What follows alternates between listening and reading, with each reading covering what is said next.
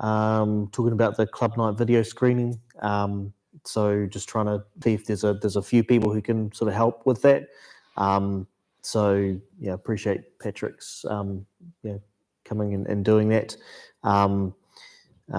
Patrick W's also offered to help with that one as well as Stephen O'Neill, who isn't here tonight. But anyone who can help with that, it'd be good to have sort of a rotating thing. It'd be good to have a few people who know how to do it and set it up in case one or two people aren't here as well. Otherwise we might sort of just start tapping people on the shoulder and just saying, hey, can you help us out tonight? So yeah. Magazine. Is there anyone want to? There's no one here to really sort of talk about the magazine, isn't there? Can you talk about the magazine for us, Brian? From the AGM, I'm the editor, and the publisher is Patrick W. We've got this issue together pretty much. A lot of good articles and submissions and contributions, but Patrick has just started a new job and doesn't seem to find the time just in the last little while to get the schedule, to get the magazine together. His text today was that it'd be definitely done in a few days.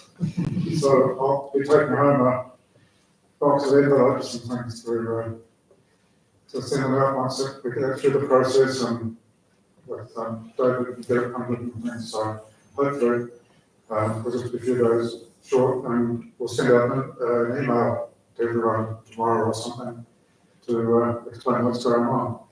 I mentioned this to a few contributors. Everyone shrugs their shoulders and say, well, we're a voluntary organisation of people donating their time, and quite frankly, the most time anyone ever donates is putting a magazine together like Patrick's been doing. So if you have the odd slip between the stools, I don't think we complain about it. We'll catch it up, and we've got a committee meeting next week to sort out the other changes that we need to make. At this point to make is that if there is people who are thinking, oh well, the committee sorts out all these things, I'm happy with it. That's good, but if you've got a bit of time that you can put in to help out with these things, you can sometimes struggle with passing the buck around between a fairly small group of available workers. Anyway, that's how it is. Thank you. Build support group, hasn't really been anything news there. No. All right. Any technical questions? Anyone's got anything they want to ask the group? No. If anyone knows a good upholsterer, especially for working with leather, who's reasonably priced, please talk to me about. We'll get front seats for that thing recovered.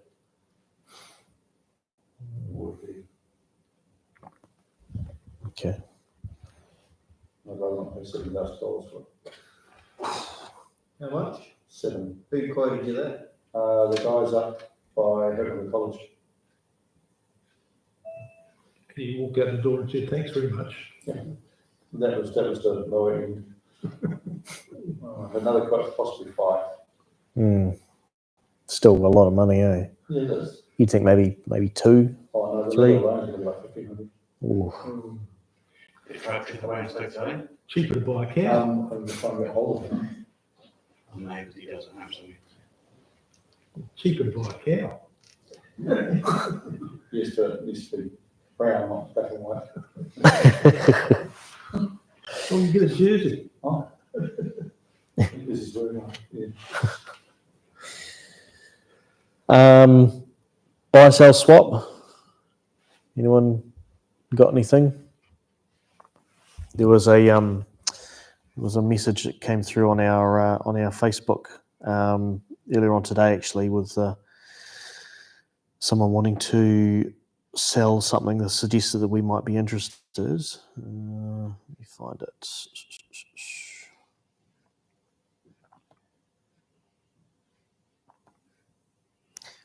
while I'm looking, there we go. It's a Renault Fugo Turbo NG3 gearbox. It's on Trade Me at the moment. Yeah. Pulled out of a wreck with a blown engine, selects gears fine, condition unknown, used in a number of kit cars.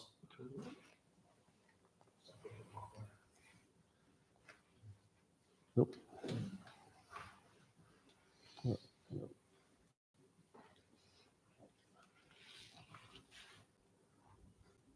Yeah, looks like it's a bit engine box.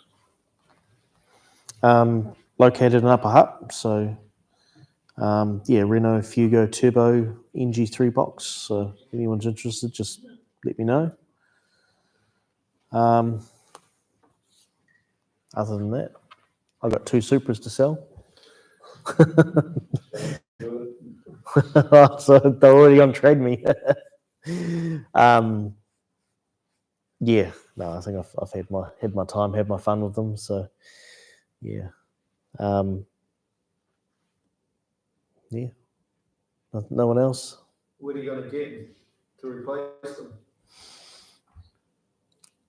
them? Looking at it feels like no. Looking at a Dodge Charger, a more modern one. So yeah. Oh well. We'll not forget you're a supporter of that. Yeah, I'm sure you are. No, it's what's that? What's that? But no, if it's something that does go through, I'll bring it in and show it off. It's one of 1500s. It's of that spec, so it's quite rare, which is cool. But yeah, watch the space, I suppose. What year is it? 2007. Not one of the real ones then. Not 1970 or 71. No. It's all Hey, well, it's time to get something practical, not 2 doors and 40 years old. So yeah, Hang on a minute. Why is this You not see pink? Dodge, yeah, Challenger, Charger. and practical in the same sentence. Yeah, 4 doors, North America or Fa- Canada? family wagon. 83 Cedar and swap Super Rango, but bolt it, same floor pan, top down.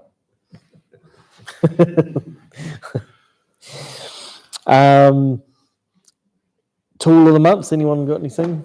Oh, yep. Phil the Toolman Taylor. I've used Timu for the first time. So I like modifying cars, I like engine swapping, I don't like maintaining them, I really don't like fixing them. I detest rust and bodywork with a passion, and I hate engine work. For the last few years, I've been doing more than other things. And I've had calls in the last 2 or 3 years to have to open up another walk filters. And so what I have been doing is I've got a chain reach hub, and that works okay-ish, but it's a pain in the butt. And I wanted to go a couple of full rope on that. So I was looking for an all-footer hub. And so one of these, with a reputable name on it, is an easy $200. On Timu, this is 50. What name on No name. Same factory. Or might be a name in the box. But yeah, I've only used it once, but it works marvelously. And looking at it, I really can't see how it can go much wrong, just for the amount that I'll be using it. And so for me, yeah, not something we're spending $200 on, but absolutely we're spending 50 on. And yeah, it's been past the test, fine colours. And by the looks of it, the colours are standard sort of butt cutter piece. So I think I have a spare as well, but easy enough to replace. Timu. Could be worse. You seen those pans on Temu that they just, frying pans, just bend them and The team was just, I don't know where they're from. And I don't know if somebody actually cranked on too hard, but yeah, they're probably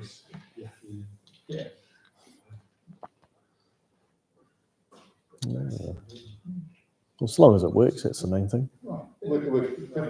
Mm. So why do you keep wanting to open all of them? Engines with, quick oil, full of blown off and smashed the bearings. So you just want to see how much cracks you keep like. Yeah. You open it? Yeah. Will they open baked beans? Have you tried it? No. Well, Probably the temper. I do actually. So before, I got a little joke. I missed out on the start. So let's have a look. So I renewed my car insurance over the phone today, and as I was about to hang up, the woman on the other end asked if I had a pet. I said, yes, I've got a dog. She asked, would you like to insure him too? I said, no thanks, he can't drive. So there you go. I've also got a little something to present to Brian.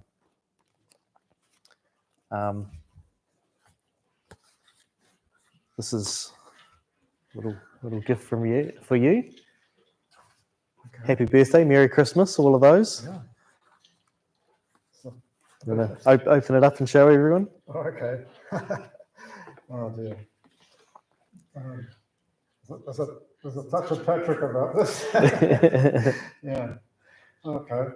So it's a book about the nugget. But yeah, no, it looks very cool.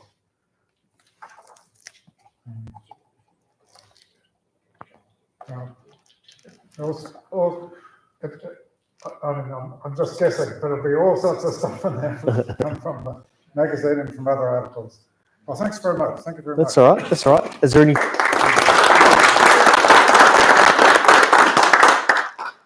Is there anything you want to add to that, Patrick, or anything? Or?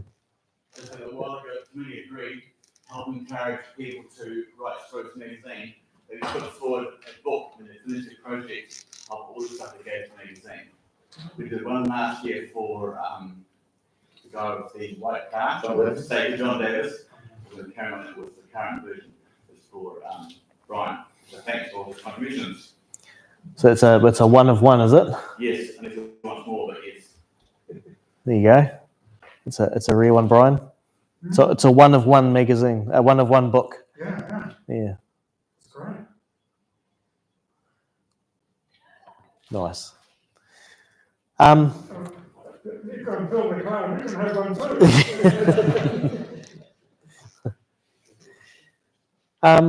Any more general business? No. Meeting closed at 8:29. 8:29 meeting closed. Yeah. Cool. So. And we'll listen to this gentleman's dulcet tones.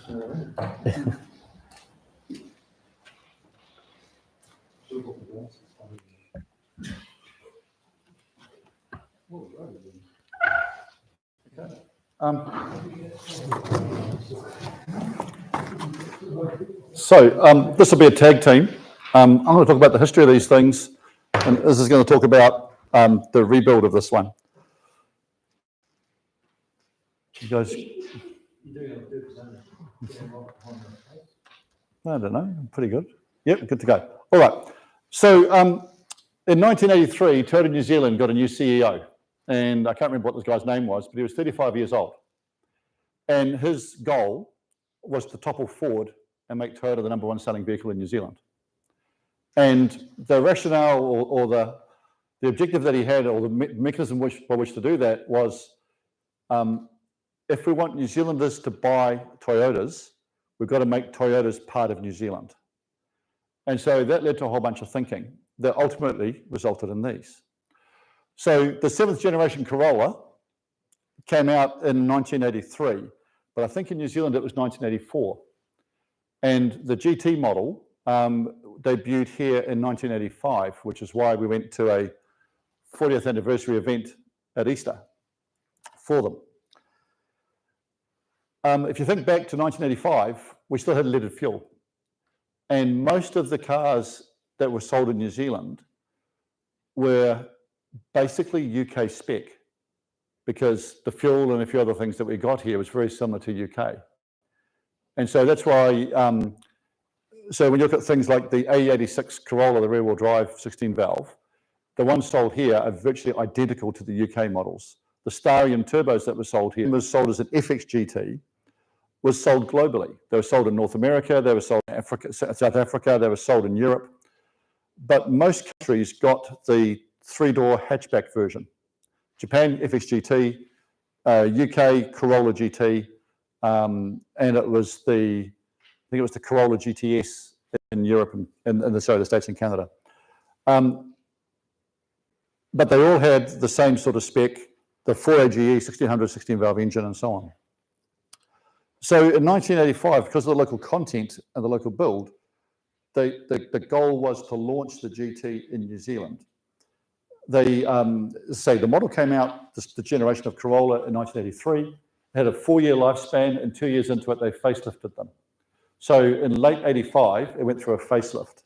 And the difference between the pre-facelift and the facelift is basically the grille, the side indicators, and they're shorter, and so the guard's slightly different, and the grille is more, I guess you say, a more row of lines rather than the 3 sort of bar one.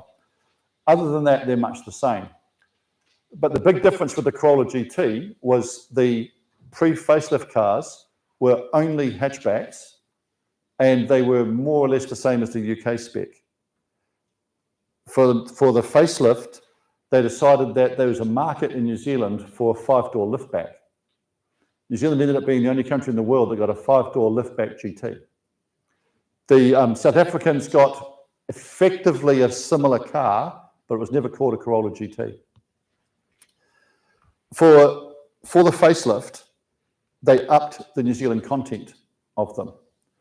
So whilst the engine, the gearbox, all those sorts of mechanicals were much the same as anywhere else, there was a lot of development done. So Chris Amon was called in to do the suspension. So if you go back to, there was the motoring show he used to do with Dougal Stevenson, and it was famous in, I don't know, 82 or thereabouts, for testing the 70 series Corolla, last of the rear-wheel drives, the DX Corolla, and absolutely hammering it, or panning it for its poor performance. That led to Toyota New Zealand ringing him up and saying, we want to talk to you about this, and effectively, what would you do differently? And he sort of said, well, to start with, I'd put some anti-roll bars on it, and I'd change the springs and the shocks and so on and so forth. Toyota New Zealand did that. Toyota Japan got wind of it and sort of said, well, what are you doing? Came out and took the New Zealand modified Corolla and the Japanese spec one for a drive, came back, and all the Corollas got the New Zealand modifications as a result. So by that stage, when these were starting and being in development, Chris Amon was, helping with Toyota on a ad hoc basis. And so as part of Toyota's plan to put the, New Zealand into the car, they engaged him to tune the suspension. They engaged Jan Beck, who was a fashion consultant, to do the interior. And the facelift differs from the pre-facelift in the amount of New Zealand content. So if you look at them globally, the headlights are different, the indicators are different, the grille. But the New Zealand new facelifts all got a front lip spoiler. These were the only ones in the car in the world to come with a front lip spoiler. It was developed in a wind tunnel by DSIR. It's got little brake cooling vents in it. It's also got the brake cooling ducts behind the front spoiler. And if you have a look, you can see them in the wheel arches.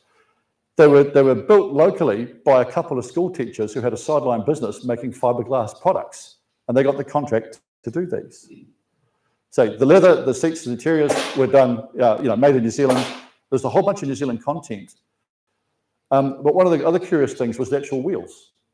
So the pre-facelift cars have a wheel that looks identical until you look closely at it. And it's actually, it's a Japanese wheel, although they weren't sold in Japan on the cars. And they're a 2-piece rim with a car center, spun rim, and they're welded together. These wheels are made in New Zealand by Cheviot. And the story goes that Toyota had a very high quality standard for those wheels that Cheviot really struggled to meet because it was a much higher standard than the Australian New Zealand standard for the wheels. But they got there.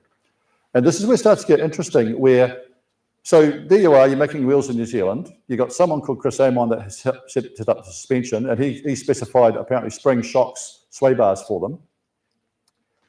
And his emphasis was on ride quality and overall sort of handling and a balance rather than outright performance. And he nailed it very well. It's a very supple car. One of the interesting things is the 5-door liftback has a 14 by, I think it's 5-inch rim, whereas the 3-door hatchback, it's a 14 by 5.5-inch rim. So they also apparently changed the offset in them. So this is all the fine tuning that they did. And the wheels are one piece. Interestingly enough, when we cleaned these wheels up, and it's got the original 5, and we put new tyres on, we got them balanced, the tyre shop was stunned at how little balance weight they took, despite being, in this case, a 38-year-old rim. Because obviously, because of that high quality standard, the evenness of the moulding and all the rest of it was much higher than normal. So, coming back to it, the wheels were made in New Zealand and are different. The front air dam, say, only in New Zealand. The exhausts were in New Zealand because they did not make this as the shell as GT anywhere else. There's curious things. The 5-door came with power steering. The 3-door didn't have power steering. Aircon was an option for an extra $3,000. What did that mean? Apparently, this is a February '87 car. They made in 1986. Apparently, this was $38,000 new. The 3-door was $32,000. They were much the same, other than the power steer. So quite how there's the $6,000 difference in the cost otherwise is curious. $38,000 in 1986 is $112,000 today. So you think about, I don't know what the GR Corolla is, but it's nowhere near $112,000. So, for the time, these were very expensive. They built circa 183 of the liftbacks and around about 380 of the hatchbacks. They made about 2 or 3 extras as sort of pre-production. They were just a body shell coming off the line that they then put the GT running gear into. So all the GTs have a little tag here. Well, some it's here, some it's over there, which is welded on, which actually has the build number in it. So this is number 82 of the 180 odd liftbacks that were built. They built around about 500 all up, loosely 1/3 liftback, 2/3 hatchbacks. And at the reunion at Easter, there was about 24, 25 cars there, and it was loosely about 1/3, 2/3 representation. So that's carried through to the day. They were built in batches of 20, by all accounts, over that period of time. So that was, I think, pretty much the things that make this sort of interesting. Is there anything you want to add to that part of it?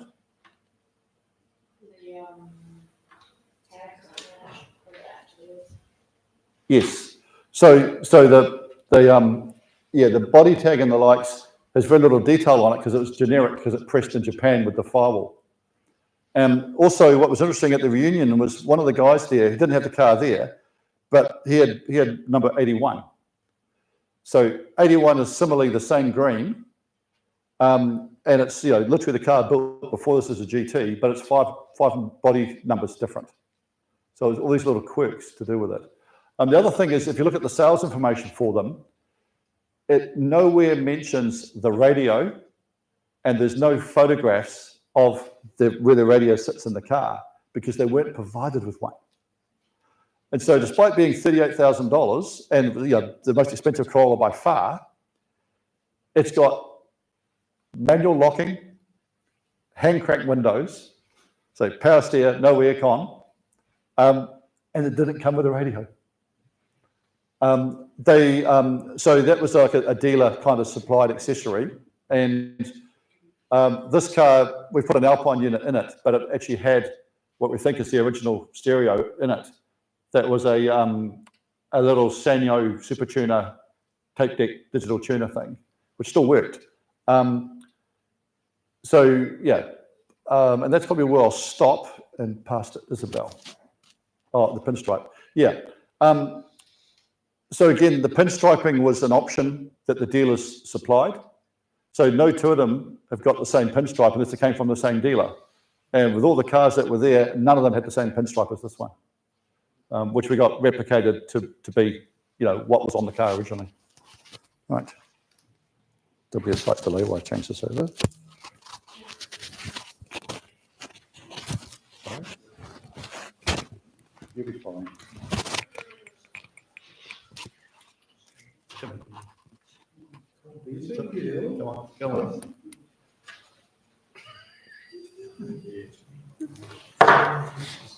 Go. Don't I talk loud enough on my own?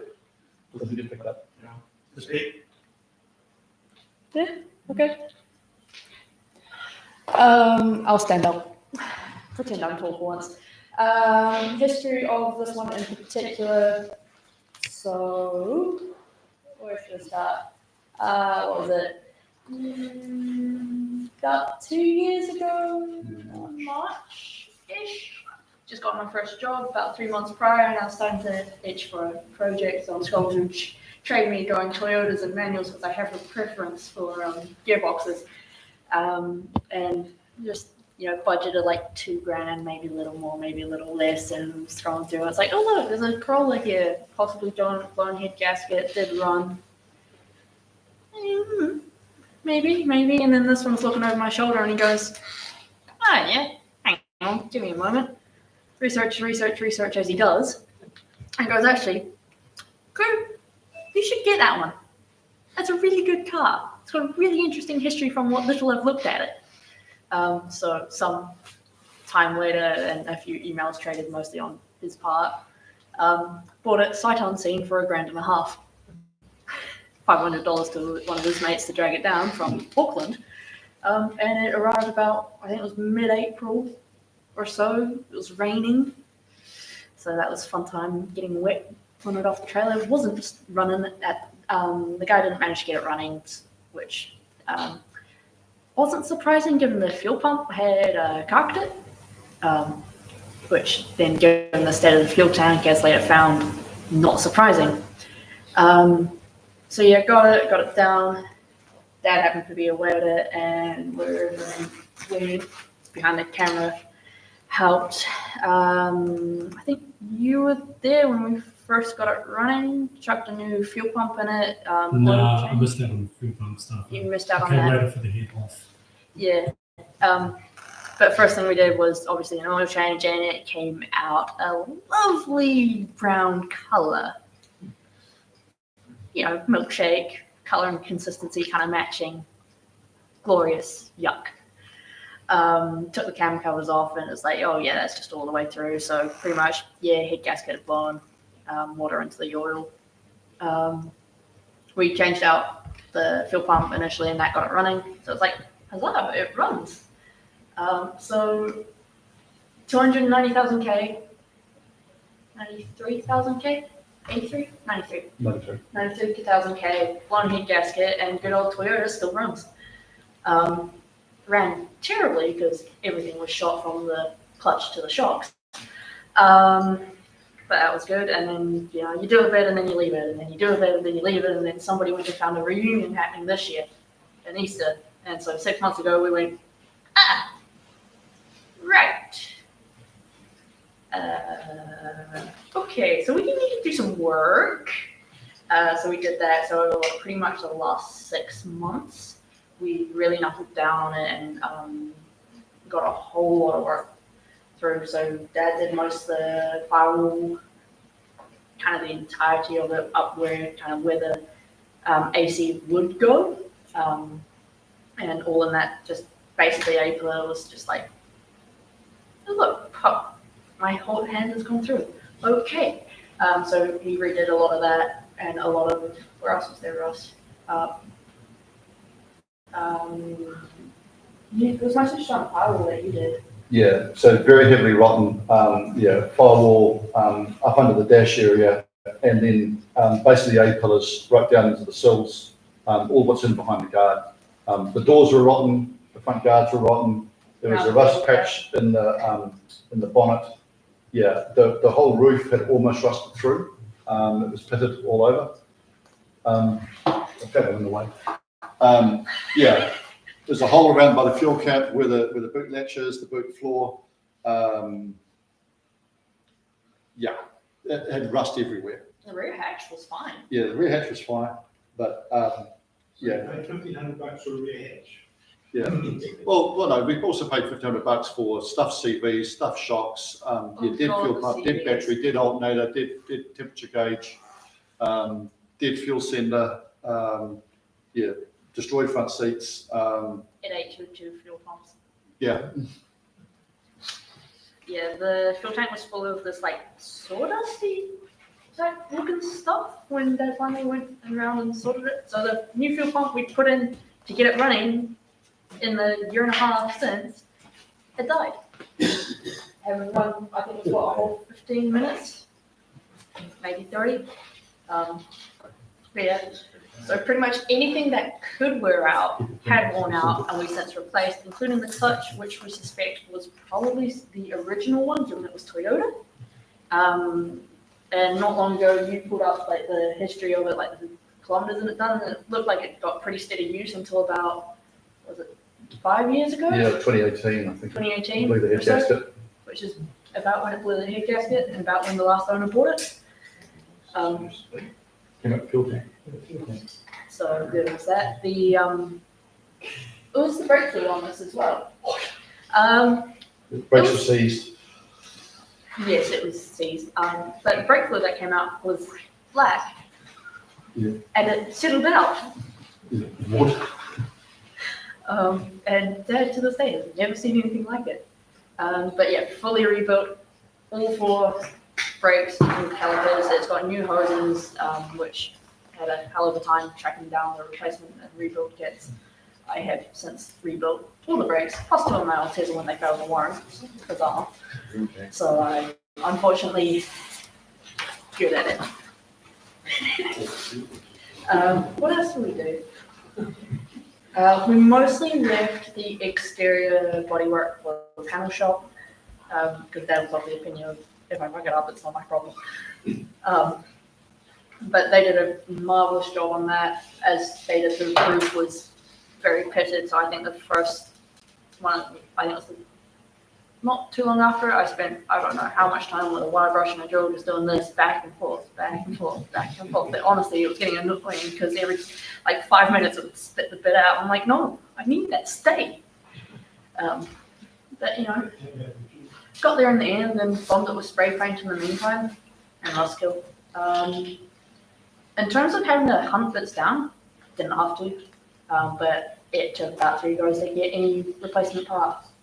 Because you search up the number plate, I think it's, what is it? Yeah, it's a February '87 car, and most records in '87 say it's this generation up. Yeah. And the parts they supply are the wrong ones. Despite you telling us it's body shell. So the car itself, despite all the rust in that, was 100% original, 100% complete, and never been crashed. Yeah, so pretty much it took 3 goes to get any one part, because you search the number, you give them the number plate, they think it's a different car. You give them the like a chassis number or something, they think it, obviously with New Zealand being the only one, they think it's got this other motor in it. So you're getting this belt and it's like, that's not gonna fit over 2 pulleys. We need one like twice the size. You also at the same time bought out, what was it, every rebuild kit in the country for this like Ripco with clearance in them, or like a, what was it? Yeah, the less performance motor of the 4A version, but it had the same pulley, same idler, same tensioner, just different belt, same crank seals, same cam seals. So for $12 a go, and then 60 odd bucks for a belt from Toyota, bargain. Yeah, so did that. We had Edmund was at the time repainting a lot of the cam covers, so that's where those 2 shiny ones came from, and the surprising difference that makes to tidy the entire engine up. Some really challenging things. Radiator hoses, unobtainium. I got one of them, was one of the last 2 in Australia. Despite the fact that it was only the world's largest selling car, the engine mounts an absolute nightmare. It has 4. I could get 2, and one of them has now got a Skyline suspension bush inserted into it after machining it. Yeah, so it's just ridiculous how, you know, parts that you think would be easy to get, long gone. Yeah, but it was all complete. There was no hunting down obscure parts of interior or looking for a carpet that wasn't super warm. Even the carpet in this, once you gave it a good cleaning with the carpet cleaner thing you rent from like supermarket or Mitre 10 or wherever, you know, that cleaned up pretty well. The rest seats are fine. We've again, while he was away, I gave him a good rub down with this leather treatment, kind of like a balm. And it's just, you know, every other night I'd come over and spend like an ungodly amount of time just trying to, and that actually worked quite wonders. It softened the seats up quite a bit. We had the original seats in for the reunion because we went, why not? But that's currently, those seats in there are the FX, the Japanese one. Seats have a remarkable amount of adjustment in them from like, it's like your back and then your face, and then it's also got lumbar support as well, the headrest too. The foam in the ones that came in this versus the Japanese ones is a lot firmer, and they're actually really comfy as well. The gearbox in this, again, Edmund who did the thing, is somewhat jealous of because it shifts so nicely. Has a different biting point than what I'm used to, so I did stall a few times. And I gotta remember it's only 5 gears, not 6. There is not a race mode. That's how you throw them. We don't do that. What else is there? Yeah, the panel shop, no, she had the car for a month. It was supposed to be about 6 weeks and they're going to back burner it, but they had a slow period, so they blitzed it. The roof, you know, as we said, the car had been parked up coastal under a car cover for 5 odd years, and the roof had just about rotted through. So Izzy got, you know, attacked that early on to sort of stop it getting worse. And then I went to check on it in the panel shop, and they actually bare metaled the roof because, you know, it was the best way to go. And they really went to town on it. And so it was Silverstone panel beaters. There's over 40 hours of body work went into it, which was the rust repair and the likes. You know, the passenger door is original. We got replacement doors, but the replacement passenger door was not good either. And they said, actually, we're better off rebuilding the original one. And so the outer, yay much of the skin's been replaced. You can't tell. You know, there's a big skin fix around the fuel tank. You can't tell. Yeah, they've done some really outstanding body work. So the doors, apart from the passenger one, were all completely different colour. The guards were different colour again, and you can't tell because they did all the shuts. And I think, you know, apart from the fact they're a good professional shop, but I think the guys enjoyed the chance to do something a little bit different with this collision repair. And they cut us a pretty good deal on it. It still cost a small fortune, but you could easily see where the time and the effort went. And so glad they did. Yeah, so once we got it all back and back together, like any part that we could, like there was so much just sanding rust off, rust killing and spray painting it. We had a couple extra hands who was very happy just to sit there or stand and just go, me. Hey, I'm not complaining. But yeah, we swapped over for all the door like innards and stuff. I think it was the driver's door, the winder. I think I went through. First one was broken, then I put the second one in, and then I think I spent like a half hour trying to adjust it to get it so that the window would actually shut all the way easily. I ended up just loosening it all off, winding up and down a couple of times and tightening it and to do the job. So perhaps try that first. Yeah, and then the bit that I found quite surprising was that when Dad took it in for a walk, is that it only failed on, I think it was like headlight adjustment, and that was only because it was broken. So they couldn't adjust it then and there.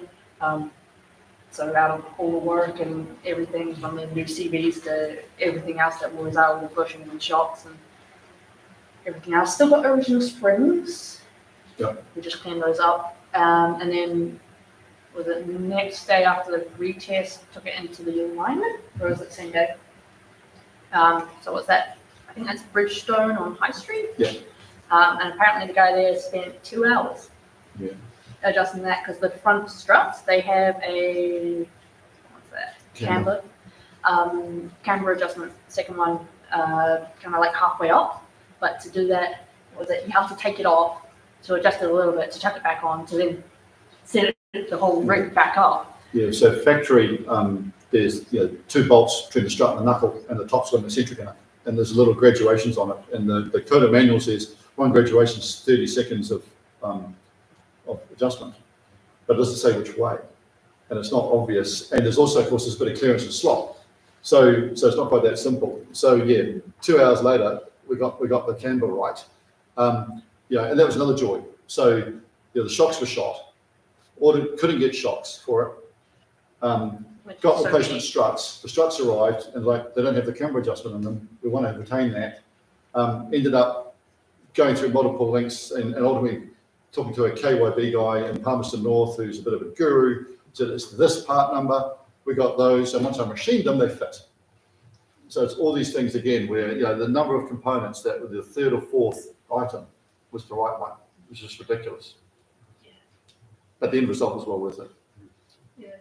As for how it drives and handles, as I mentioned earlier, the gearbox is very nice. Again, engine's all original. It's numbers matching and everything. Engine, gearbox.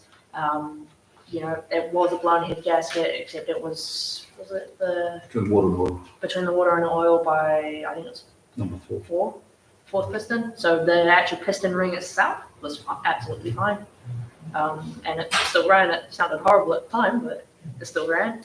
How did the oil filter look? Fine. Fine. So it's not. Yeah, so the engine itself is actually very clean internally, despite having the blown head gasket and having sat for a long time like that. In effect, I think the gasket rotted, for lack of better terms. But they say, the fire ring, that's all we want to call it, the cylinder sealing ring, sort of compression. So our whole logic initially was to get it running to see if it was worth, doing anything more with the engine or throwing another one in. Here's this habit I've seen between the 2 cars I've had of, I'm not quite sure how this engine's going to go, but we'll chuck it in. If it blows up, we'll swap a different one. My Altezza still runs fine. This one runs fine. I'm not complaining. It does suffer from a wee bit of understeer, but that's more typical of front-wheel drives. I am also somewhat more used to a rear-wheel drive car, so rear-wheel drive and 6-speed. So not quite as used to it, and I will freely admit there are other people out there who can drive this better than me. So we went up to Palmy for the reunion and by the Wairarapa, and as he drove it over the patio to a track, and I yelled at her when she took a 50k corner at 90, and it was a genuine 90. I stayed on the road. I'm pretty sure I stayed within the line. It just went round the corner, but but she didn't go that fast again on that trip. He's a terrible passenger. That is why I slowed down. Terrible passenger. I'm a good driver. But yeah, no, it genuinely does drive pretty good. What else is there? Yeah, no central locking, so you're busy sitting on the side going, let me in, let me in, let me in. And then you get the keys and it's like, la-di-da-di-da. You can wait outside for a little bit. Payback. Very spacious. Yeah. I am kind of running out of things to say. Yeah. Any questions? Any questions? What was the name of the panel shop? Silverstream panel beaters. So this is the 5th car we've had there, but all the other jobs have been much smaller. This is the first time I've ever had a car externally painted, and we'll definitely go there again. Highly recommend them. Yeah, the bill for the paint and the panel prep was about 8.3, but like I say, when basically it's $100 an hour for labour, and we got much more than that worth of labour and stuff out of them. And again, it's a superb job. And I think, to be honest, you could have maybe saved $1,000 or so taking it elsewhere, but I doubt the result would have been anywhere near as good. No, because they hung all the doors and then we took it back for them to do the rubbing strips and the pinstripes. Yeah, that was extra, but That was extra. But again, well worth it. And the problem we had was once it came back from the panel shop, because it was literally, we stripped it right down. There was no glass in it or anything. It was just the bare shell, but it was rolling with mechanicals in it. And it was like, well, we've now got a bar that we have to meet. So we pretty much tried to make the exterior kind of match, within reason. And like the bumpers are as they came. So we've been very fortunate with that. A number of the plastics, like the front indicators, I think have been replaced at some point. But things like the side indicators are unobtainable. If you look at the tail lights, looks like one of them was replaced at some point. You can't buy them, so like it is what it is. But we, as I said, we didn't set out to restore it. We set out to resurrect it. But because of the scale of the effort, it's come up a lot higher than we expected.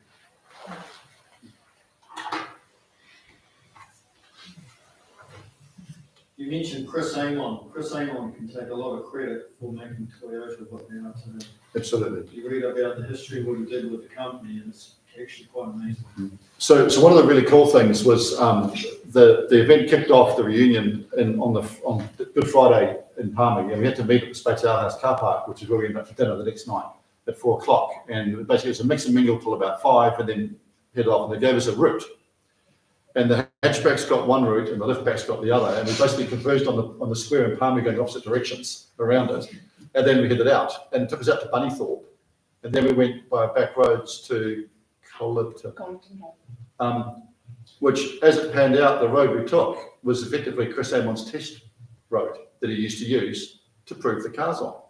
And apparently the Toyota had an arrangement with the Palmerston North City Council to not repair a pothole on a corner, because it was one that he used for making sure the suspension was right. And like with the development of them, they did high-speed testing on the runway at Paparam, and the front lip and that did indeed bring the front of the car down and make it work. So this was far more than just a marketing exercise. They really did sort of do it right. And then they took what he did and put it into all the worldwide cars. Yeah, but say this thing was saying, no one else got the front lip. No. And things like that. But yes, Yeah, on potholes and corners, handles corners with potholes and other bumps very well. Like it is. Even at 90k. I know. yes. But like driver and passenger comfort is like in terms of potholes and things it's really nice. But I have low standards with my Altezas, so. Yeah, again, all those little curious things, as I said before, about the hatchback and the liftback have different width rims. And part of it is the hatchback came with a 195/60/14 tyre, but the liftback came with a 175/65. Because apparently when you loaded this thing up, the tyres would rub. So they changed the tyre on the offset to suit. And what size tires did you put on it? Yeah, I got the wrong ones, but they don't rub. and apparently the other trouble with them is that if you get the 195/60s or 185/60s on this, you put the spare in the boot, and the boot floor won't go down because it's too tall.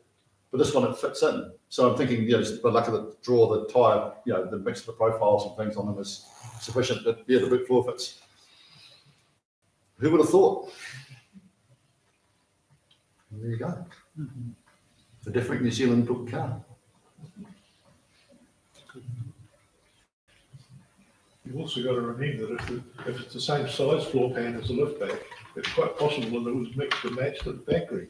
Oh, there's got nice. Yeah. I mean, well, no, it would, because this is longer. But yeah. Because when the batches came in, the TKD kits came in, they came in batches of 25. I don't know about Toyota, but it's likely because everybody else brought them in batches of 25. Then they were unboxed, stuck in piles, and if you're lucky, that batch received all the bits from that batch.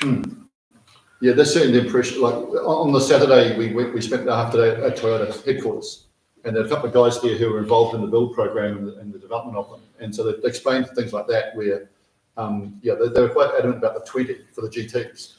But when I said, the numbers aren't consecutive, and they said, because what would happen was, the panels would get mixed up and out of sync. Yeah. So two cars might have two different firewalls in them that are, 5 numbers apart. Yeah. Yeah, and at that stage, there was a 40% over across across the industry, there was a 40% New Zealand content requirement, which was basically radiator, battery, exhaust, seats, carpets, boot trim, So tyres. close.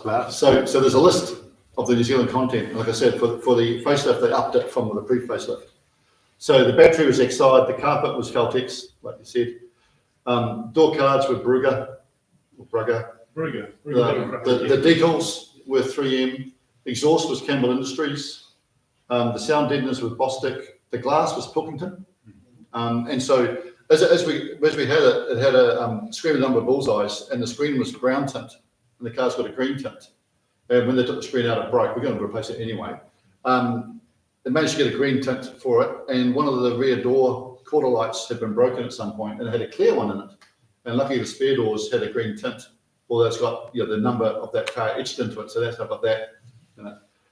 The paint was Dulux, and this is a waterborne system with a clear coat on it now. But they colour matched to under the bonnet the colour. I sprayed the engine bay and got that colour match as well. You can see it's different, but the external one is more accurate. Radiators, national radiators, seat covers were Brugger, leather supplied by Astley. The seat belts were Repco. Seat pads were Vitafoam. Seat frames were Brugger. Springs were Federal. Tyres were Firestone, and the wiring was F&P Allied. So yeah, like you say, quite a lot of New Zealand content. Yeah. The one thing that would have been different on the Toyota than other cars would have been the wheels, because wheels were generally ex-CKD kit. Yeah. The steel wheels were ex-CKD kit. And at least prior to this, almost nothing had come out off the line with a mag wheel.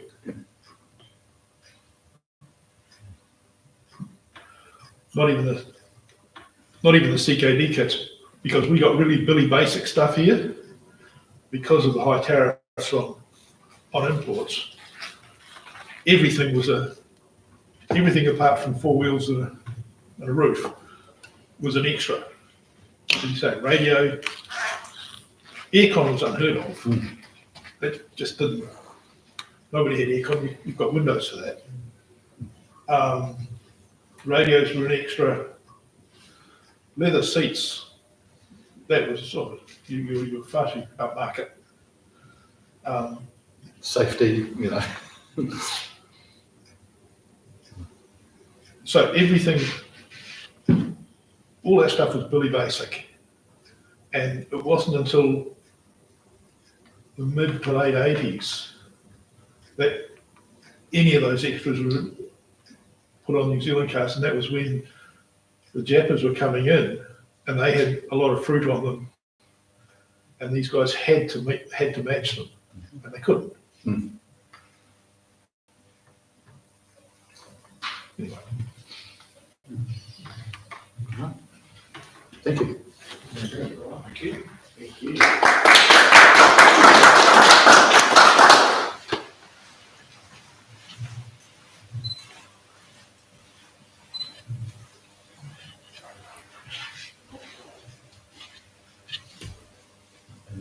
So we got it back from the panel shop